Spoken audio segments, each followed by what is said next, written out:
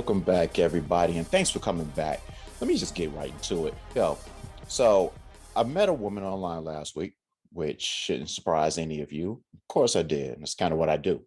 So I swipe right, she swipe right, and well, you know it, we matched. That's usually the way these things work. So I reached out with my usual charm and all of that stuff, and she responded, but her response was kind of cryptic. And I guess this really came as no surprise to me because honestly, nothing really surprises me when it comes to all of this stuff at this point in life. But anyway, she went to this long monologue about how much this online dating stuff sucks.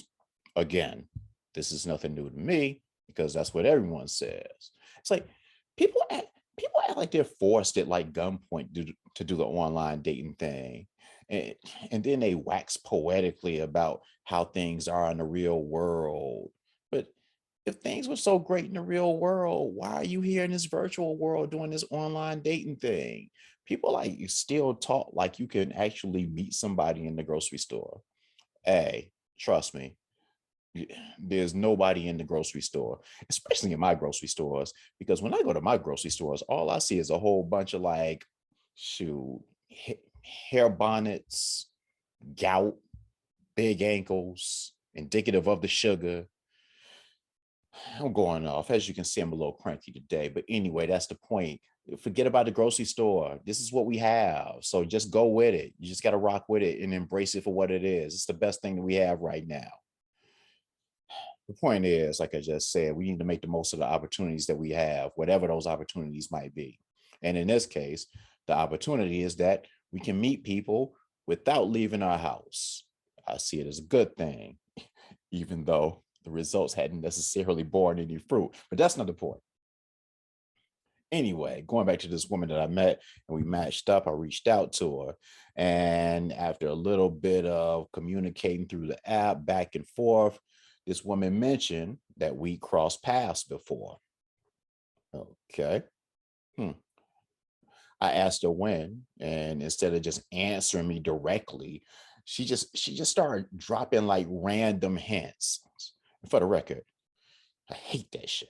Anyway, and with each little hint that she was dropping, I responded the same way by telling her that I still didn't remember her. And I was trying to do it while being as sensitive and apologetic as I possibly could, just in case it was actually somebody that I had met. And then after like the third or fourth hint that she dropped, and I still didn't get, she finally said, "It's okay. There wasn't a connection anyway, mostly on your part."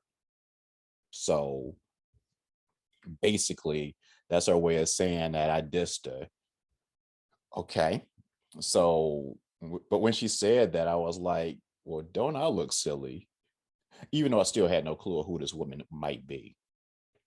So then I started to wonder if she was mistaking me for someone else, which is, of course, has to be a possibility because she had a unique name that I think I would have remembered if nothing else. So I tell her that I don't recognize a name. And her response was to say, "Well, what about?" And then she gave me another name. So so I know this is off topic a little bit, but basically, so that leads me to start thinking. So when I told her that the new name didn't ring a bell, she proceeded to she proceeded to go off and block me. But even before that, I'm like, so okay, she had a profile up using one name, she pulled it down, then put up another profile with a different name. Because I don't think you can change your name of the profile. I don't think that's a possibility. Excuse me as the phone goes off. Ignore that. So yeah, I don't really get that. But anyway, that's just me thinking off the cuff. But like I said, she went off on me when I said I still didn't know her by either name, whatever name she had, middle name, last name, first name, shoot, maiden name, married name. I didn't remember any of it. So like I said, she proceeded to go off on me, tell me about myself, and then she blocked me. And normally this would be easy to dismiss, but for some reason, this must have me thinking way more than I probably should have. And I guess the evidence of that is that I'm actually talking on a podcast about it. So I'm devoting part of an episode to this. So I guess that speaks to the fact that, yeah, I definitely put more thought into this than I should have. But the thing about it is, when I was in the midst of my thinking, one of the things is that my online pattern is pretty consistent. You know, I don't believe in wasting a whole lot of time meeting somebody. That's not my thing. And while there are women that aren't eager to give up their phone numbers from the jump, it doesn't stop me from asking. Ideally, I'd like to swipe right, text a little bit through the app, get the phone number in a matter of days, and not if not sooner. I want to get this process done and over with as soon as possible. Even though, like I said, some women disagree because they're hesitant to give out their phone number, so they just want to text through the app forever and forever and ever. But that's not my thing. I want to do it as quickly as possible. And the reason for that is that the more time that you spend texting through the app, the more time that you're spending building this fake chemistry that Reggie says, but you're building a rapport. And you really don't want to do that, especially after then you wound up talking to him and you realize that, oh, I'm not really feeling you like that. But she's already invested, you're already invested, and one of you can be catching feelings. So I like to get it out of the way as quickly as possible. So we'll make a determination as to whether we want to explore this thing as quickly as possible. So if not, we can move on as quickly as possible. So basically, I like to do that because if you don't do it, you're building rapport with a ghost in essence.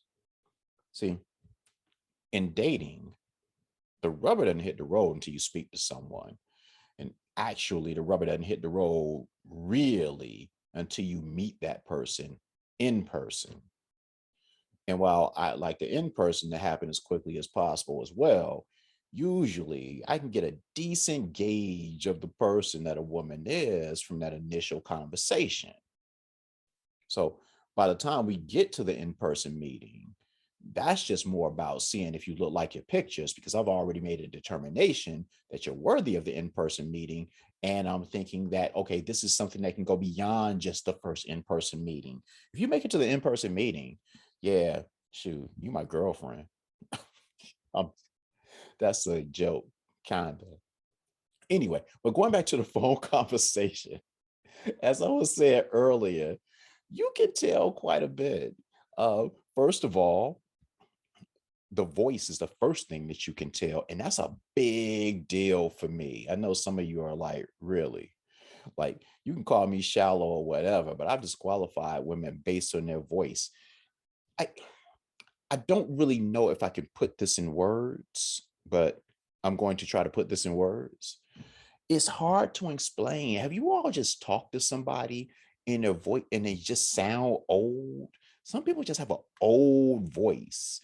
It's it's like their voices are like gravelly or something as they get older or something, or maybe they're young and their voices are gravelly. Maybe they're having a hard time breathing. I don't know what it is, but it's something about the voice. It's like a weird, it's like I, I'm not big on deep deep southern accents either, which is weird because I've been in Atlanta forever and a day, but still it's like when you get to the point where you don't really know what the person is saying, nah, that's not really my thing either. And I'm sure I'm missing out on some great people by dismissing them on that. But even the accent thing, I can get past the accent, because that is what it is. But the old sounding thing, I just can't do it. I just can't do it. And I can't put it into words, but come on now. Y'all know what I'm talking about. Don't judge me. Like you hadn't done something similar, like you hadn't disqualified somebody for something similar to that. Come on now. Anyway, but beyond that, you can tell a lot about that initial conversation, though. Like, for example, if she initiates conversation or if you have to like pull words out of her, you can see how much she talks. Oh boy, I remember, I think I might have told this story once when me and Reggie were talking. And I talked to this woman once, and first conversation, the first thing I think I might have asked her is, how was her day? And she literally proceeded to talk for 30 minutes about her day, telling me all about the people in the office that she hates, which seemed to be everybody. And that's another bad sign. If If somebody has too many enemies, eventually you have to figure you're going to be one of them in the end. They can't hate everybody and everybody can't hate them, but you're the one that's going to break through that shell. That's a red flag if I ever saw one. But this woman talked for like 30 minutes. And I know because I looked at the timer on my phone to see how long we've been on the phone. And it was like literally 30 minutes after she started talking. So, needless to say, that was our last conversation. But with that said, goes into the second point, which is how much she talks, but what she talks about. That's a big deal. And I've had first conversations with women that spent the entire conversation talking about things like their kids, their job, their exes. In short, nothing about what would make you two a good couple, nothing about what would make her a good relationship partner with you. And I'm sure that goes both ways. I'm sure women can tell the same story, even though it seems like women talk more than men. Forgive me for generalizing, but women talk a lot. It just is what it is. Yeah. And on that note, you can see if she actually asks you questions about you. Now, there are two ways to look at this. One, you can meet somebody and it can turn into an interrogation where they're just like spitting question after question, like you're on a job interview.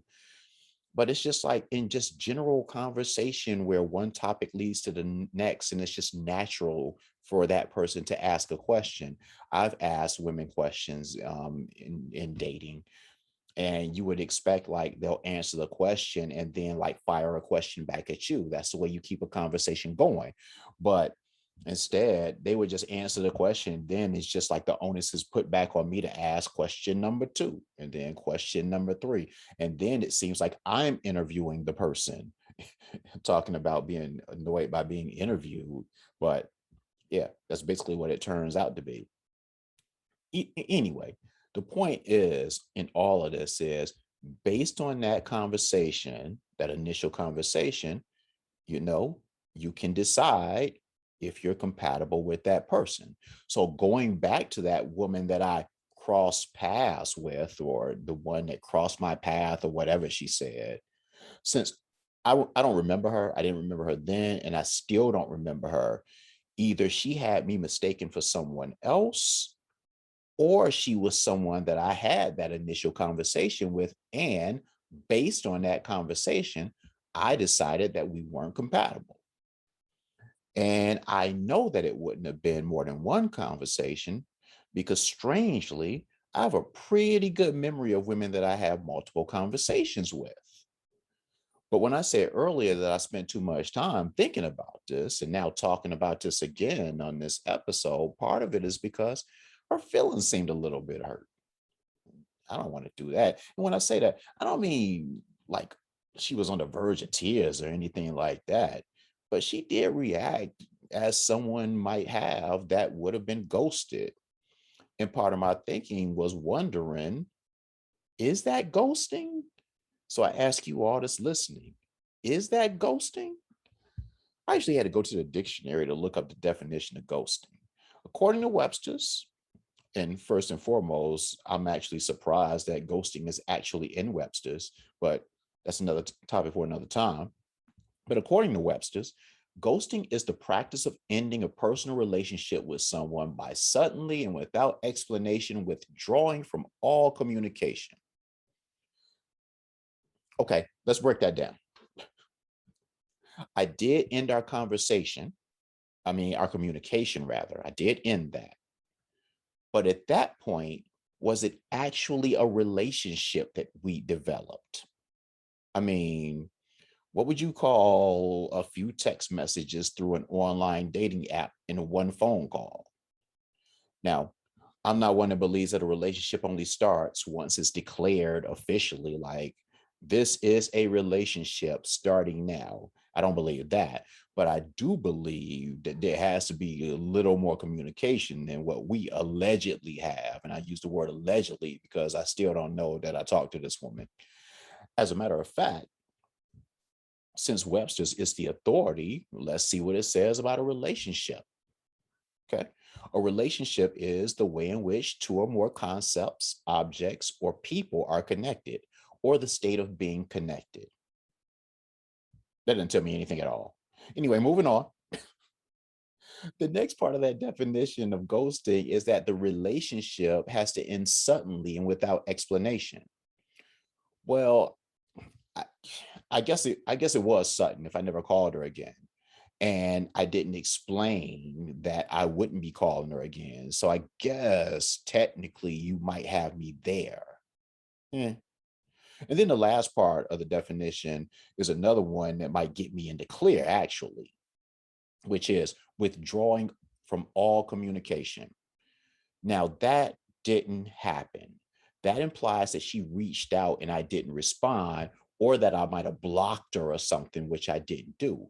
But she didn't reach out at all either. So, I, hey, you know, I actually like where this is going now.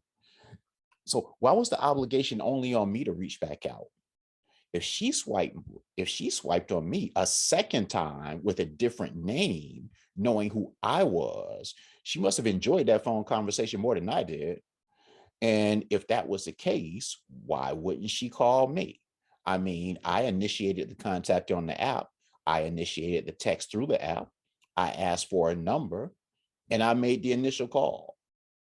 Of course, all of this is assumed since I don't remember her. I might not have done any of that, but that's usually my MO. So with all that said, she was upset that I didn't do even more than that. Nah, I'm not taking that.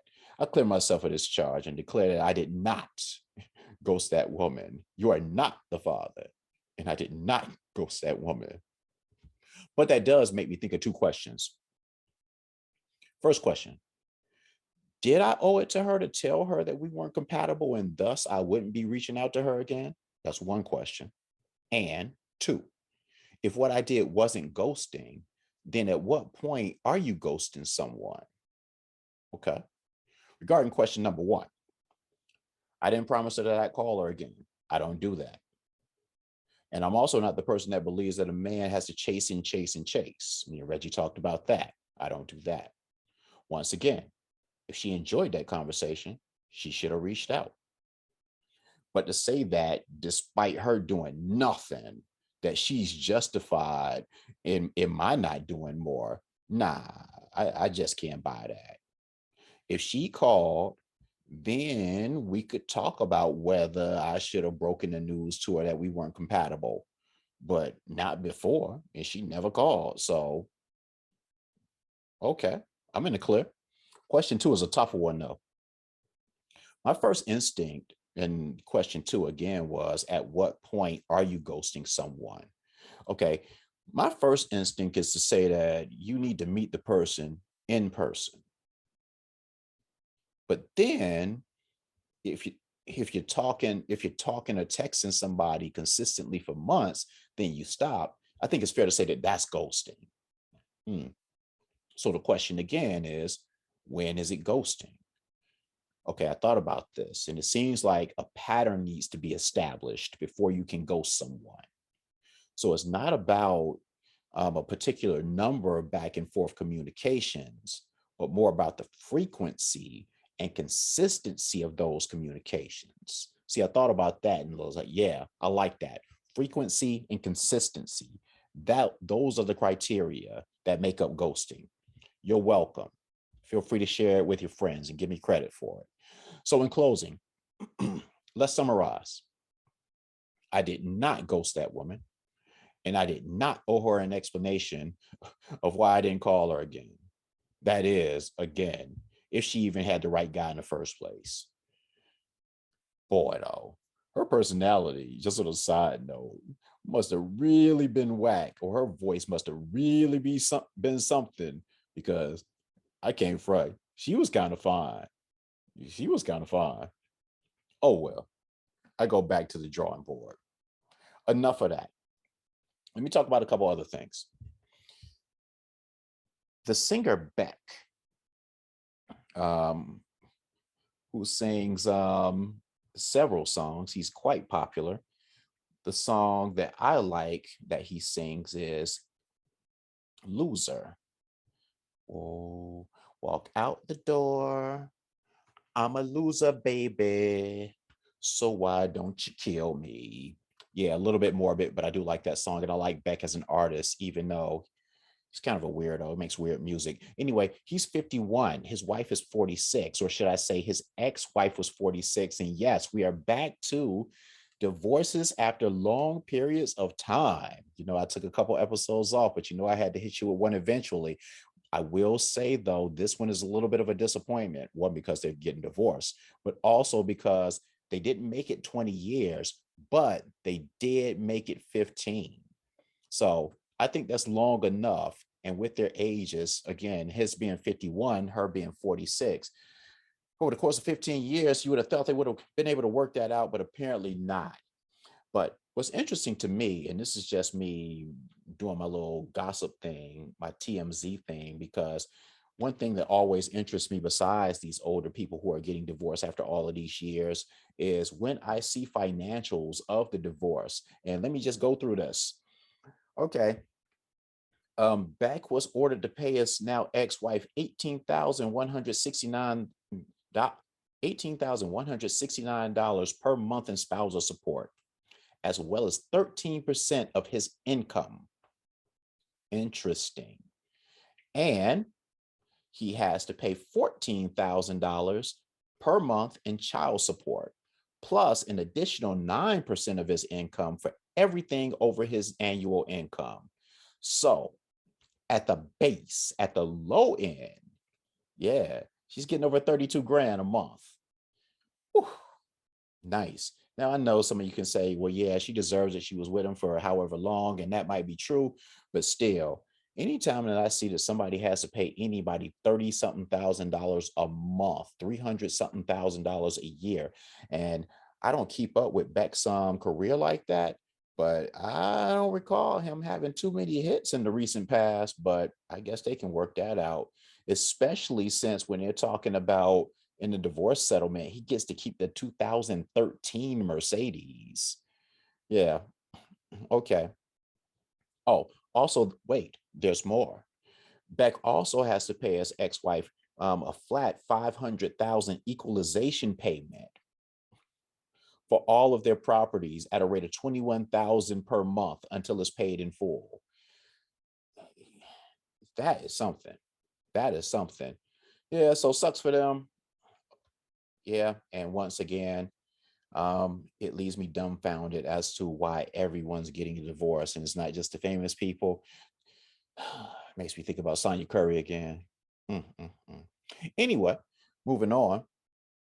Um, Another thing that I just want to speak about, and this does not fit the demographic of this show, but it is something that was fascinating to me, and I just feel like I want to mention it just because of how ridiculous it is to people that fit the demographic of this show.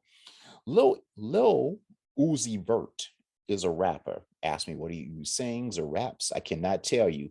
But the only reason that I know this kid is because he paid to get I think it was 24 karat, yeah, 24 karat diamond implanted in his head. I shit you not. It wasn't 24 carats. It was actually worth $24 million. So either way is stupid. So he has a $24 million diamond implanted in his forehead. Surgically, I don't know how it was put in there, but that's what he was famous for. Dude was at a show at the Rolling Loud Festival, as a matter of fact. Decided to go crowd surfing, and yeah, you can guess it. Somebody in the crowd snatched that diamond right off his head. Yeah, I tell you what, I don't like to call anybody stupid because I don't believe in words like stupid. I don't think anybody's stupid. I don't think anybody's smart. Everybody just has their areas of concentration where they're more knowledgeable than others or less knowledgeable than others. So nobody's stupid or smart. I'll just say that that probably wasn't the wisest decision. Crowd surfing at Rolling Loud or getting it implanted in his forehead, either way. He says he got it back.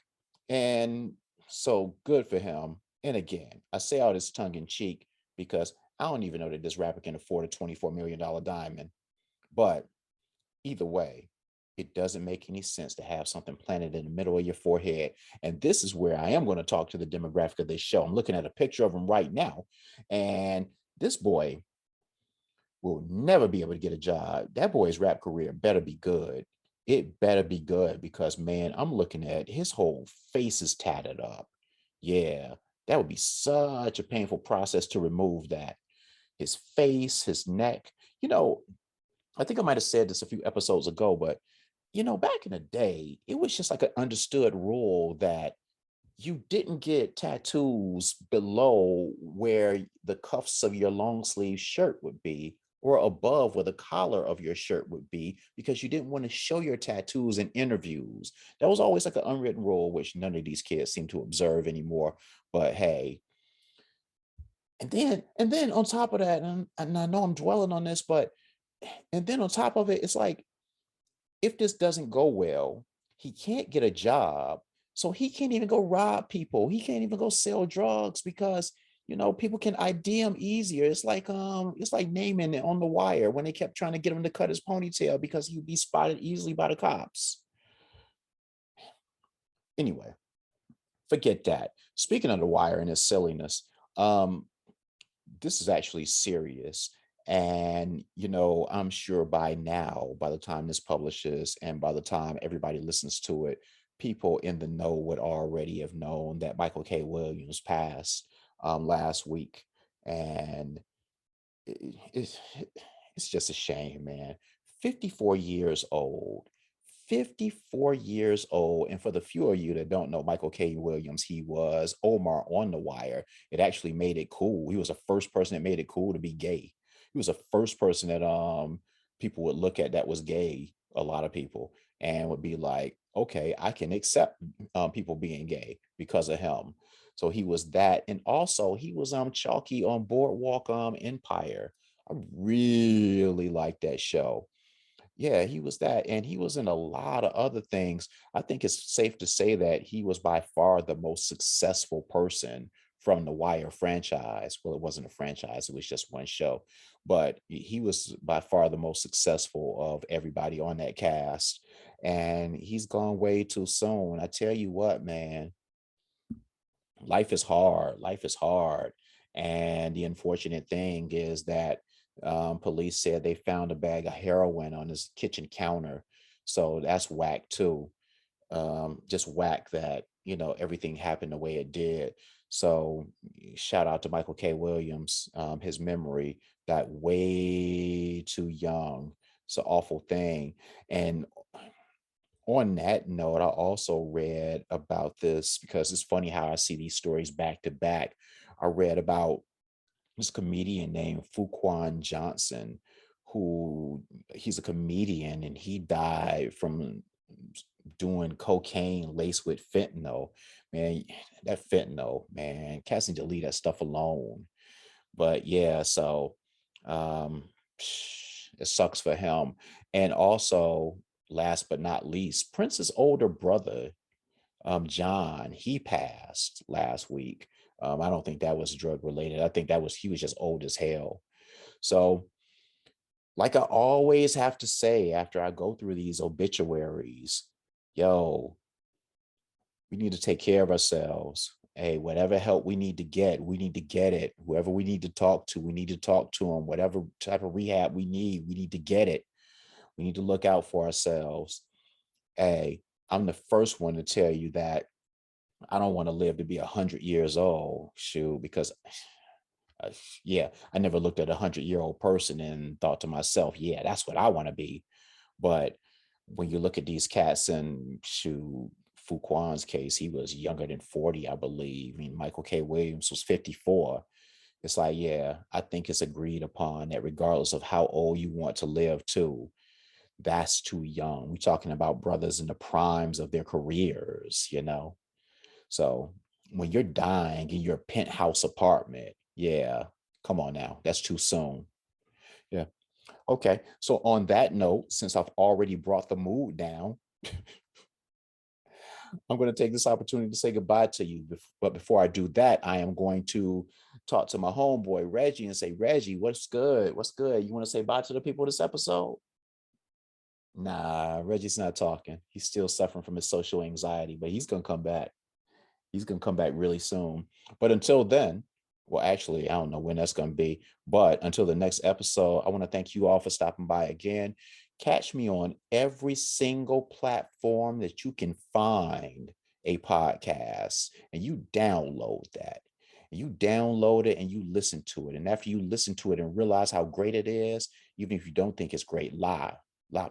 Anyway, lie about it, and then tell 50 friends to tell 50 friends about it, and get them all to go to whatever podcast platform that they listen to. Boy, a lot of people listen on Apple. I feel like I'm the last Google person out there. But again, your Spotify's, your Odysseys, your Amazons, which is Odyssey or their sisters. But everywhere you can find podcasts, yeah, go download this one. Yeah. I'm Michael Thomas. I'm done here. I think I need to get something to eat now. Boy, ghosting, divorce, and death.